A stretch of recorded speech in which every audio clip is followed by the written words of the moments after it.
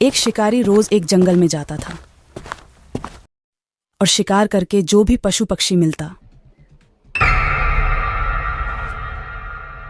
उसे बाजार में ले जाकर बेच दिया करता था। जो भी पैसा मिलता उसी से अपने घर को चलाता था। एक दिन वह जंगल में शिकार करने गया।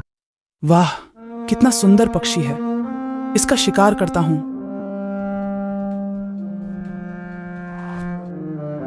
उड़ गया और कहीं चल कर देखता हूं।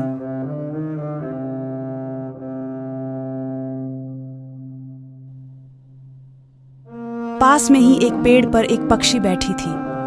जैसे ही उस पर निशाना लगाता है वह भी उड़ जाती है। लगता है आज नसीब में नहीं है। अब क्या करूं?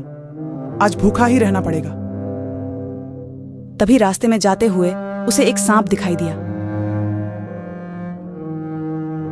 कितना सुंदर और अजीब सांप है, इसके बगल से निकल जाता हूं। तभी एक बाज उड़ता हुआ आया और सांप को पकड़कर उड़ गया। अरे उसे छोड़ दे, छोड़ उसे। लगता है ये ऐसे नहीं छोड़ेगा, इसे सबक सिखाना पड़ेगा।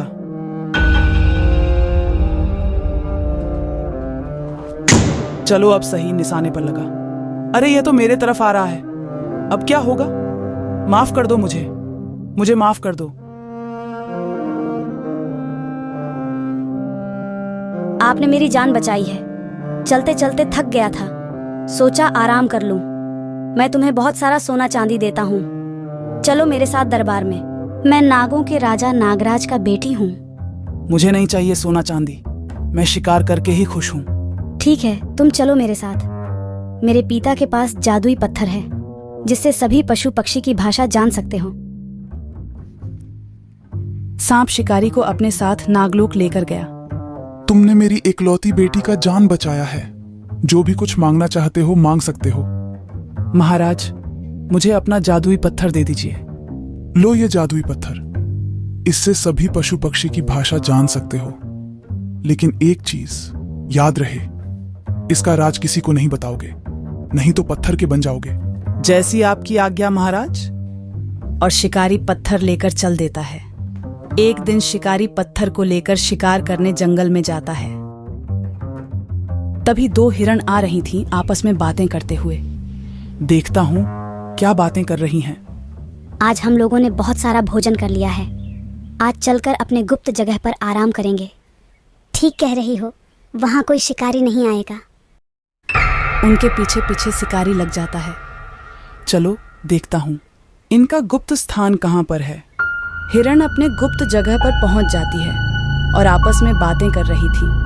तभी शिकारी को देख लेती हैं। इसे कैसे पता चला हमारे गुप्त स्थान के बारे में?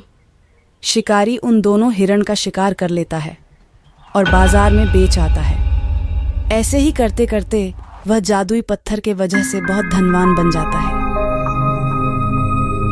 ऐसे ही एक दिन शिकार करने गया। उसने एक जगह पर दो चिड़िया को बैठे हुए देखा। देखता हूं ये क्या बातें कर रही हैं। पत्थर को कान के पास लगाकर सुनने लगता है। तभी एक चिड़िया कहती है, जानती हो, गांव के पास वाली पहाड़ी पर ज्वालामुखी फटने वाला है। चलो सभी पशु पक्षियों को बता देते हैं, नहीं तो सभी मारे जा सकते हैं। गांव वालों को कौन बताएगा? वे हमारी भाषा नहीं जानते, बेचारे वे सभी नहीं बचेंगे। चलो चलते हैं, अभी सभी को बताना है। शिकारी उनकी सभी बात सुन रहा था। वह जल्दी जल्दी अपने घर की तरफ जाता है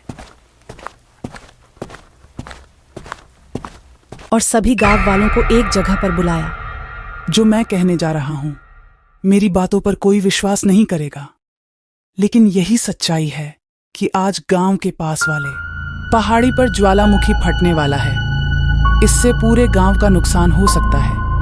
जितना जल्दी हो सके अपना सारा सामान लेकर गांव से दूर चले जाए, नहीं तो हम सभी मारे जाएंगे। तभी गांव वाले कहते हैं, तुम्हें कैसे पता चला कि ज्वालामुखी फटने वाला है? तुम झूठ बोल रहे हो। लगता है तुम्हारी कोई साजिश है। हम नहीं जाने वाले, तुम्हें जाना हो तो जा सकते हो। शिकारी गांव वालों का बहुत सिफारिश करता है। मैं सच बोल रहा हूं, आज ज्वालामुखी फटने वाला है। जितना जल्दी हो सके मेरे साथ चलो। लेकिन गांव वाले जाने के लिए तैयार नहीं होते हैं। वह कितना भी समझ लेता है, एक आदमी कहता है, हम कैसे तुम्हारी बातों पर यकीन करें कि तुम सच बोल रहे हो? मैं तुम लोगों को नहीं बता सकता सच्चाई। मैं मजबूर हूं, बहुत ही बुरा हो जाएगा। तभी सभी लोग एक साथ करते हैं, हम नहीं मानेंगे, हम नहीं मानेंगे तुम्हारी बात। शिकारी मजबूर हो जाता है और कहता है कि एक जान के बदले पूरी गांव की जान बच जाएगी। मुझे बताना ही होगा। शिकारी हार मानकर पत्थर की सारी बात बता देता है। यह एक जादुई पत्थर है जिससे किसी भी पशु पक्षी की बातें सुन सकते हैं। मैंने 2 पक्षियों को बातें करते हुए सुना है, जिससे वह शिकारी पत्थर बन जाता है और गांव वाले गांव छोड़कर दूर चले जाते हैं। तभी ज्वालामुखी फटता है और चारों तरफ लावा फैलने लगता है।